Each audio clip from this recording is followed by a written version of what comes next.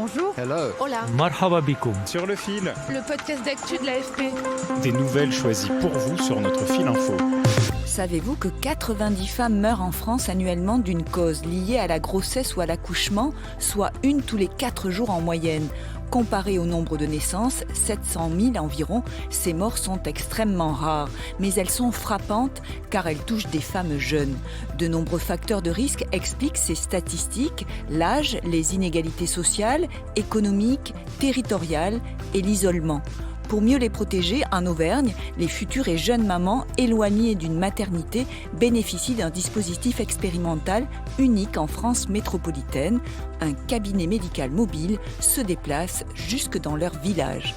Je vous propose de le découvrir avec mes collègues du bureau de l'AFP de Lyon, Marine Lesprit et Céline Castella, avec un éclairage, celui de Catherine Deneux, directrice de recherche à l'INSERM. Sur le fil.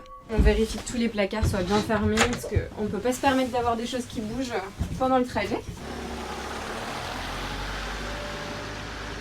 Et c'est parti pour la tournée, direction Condat, un petit village du Cantal d'un petit millier d'habitants.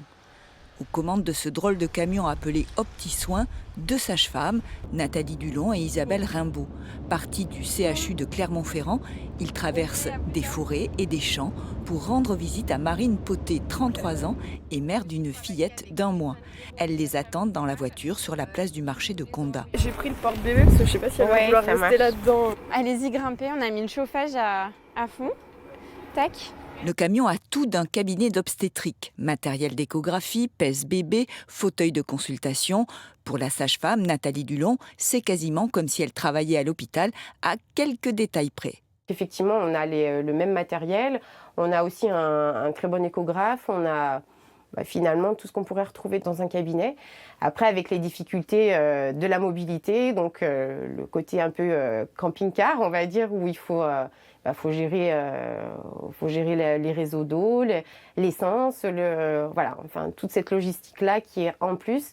On adapte notre suivi. Alors quelquefois, on fait que le suivi échographique, soit que le suivi clinique, ou alors des cours de préparation à la naissance. On évalue aussi au niveau nutritionnel. Donc du coup, on fait un suivi qui est beaucoup plus à la carte. On va y aller, mais...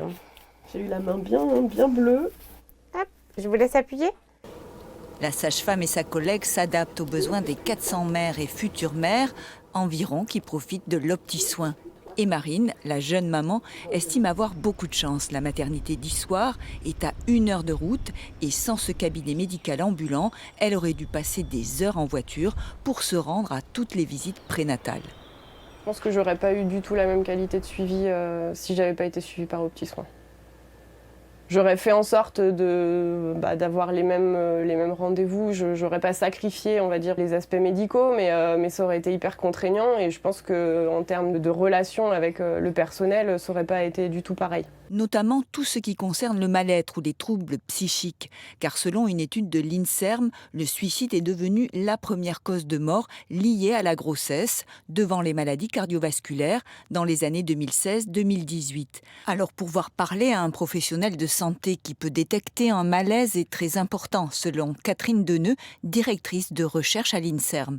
L'isolement, c'est pas seulement l'isolement par rapport à la structure de soins, c'est aussi l'isolement social. Donc il y a toute cette dimension de faire connaître cette vulnérabilité des femmes dans cette période pour que l'entourage au sens large, c'est-à-dire l'entourage familial, l'entourage de quartier, mais aussi l'entourage au travail, les gens qui voient ces femmes à la crèche par exemple, quand elles vont y aller pour leur enfant, soient tous vigilants autour de ces femmes pour savoir les aider à prendre conscience de ces signes, mais souvent elles ont conscience, mais de pouvoir les exprimer.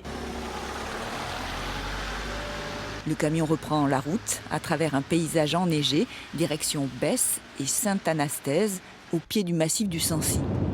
On a un cadre de travail qui est quand même très chouette. Isabelle Rimbaud, la 2e sage-femme du cabinet ambulant. Après, il y a des jours où on se déplace où il fait très beau et c'est extrêmement agréable, comme d'autres jours où il y a du brouillard, de la pluie, de la neige. On en a déjà eu, du verglas également, où là on serre un petit peu plus les dents pour le déplacement.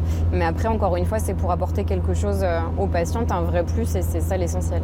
L'équipe d'OptiSoin compte aussi une infirmière spécialisée en santé mentale, un grand plus selon Catherine Deneux. La psychiatrie périnatale, comme toute la psychiatrie, est en souffrance en France et en manque de moyens. Il y a un besoin de manier le territoire et de l'organiser pour que, clairement, quand une femme sent qu'elle a besoin d'avoir recours aux soins, elle sache, avec une organisation, ce qu'on appelle graduée, c'est-à-dire pour des troubles qui sont débutants ou peu intenses, qu'elle puisse aller voir un psychologue qui elle-même ou lui-même l'orientera vers un psychiatre si besoin. L'étude de l'INSERM n'a pas démontré que les déserts médicaux ou l'éloignement géographique étaient à l'origine d'un de ces 90 décès annuels.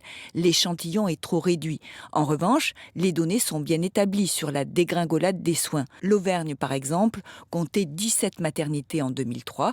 Il n'y en a plus que 10. Dans ces territoires moins bien couverts, des femmes connaissent des ruptures de soins et passent à travers des campagnes de dépistage, selon Isabelle Rimbaud, la sage-femme. C'est une population qui est isolée, c'est une population qui a un état de santé plus dégradé que dans la population générale, donc elles partent déjà avec, des difficultés sur le début de grossesse. On a plus de patientes obèses, plus de patientes qui fument, avec plus de pathologies chroniques. On a un taux d'allaitement maternel qui est plus bas dans les zones rurales que dans les zones urbaines.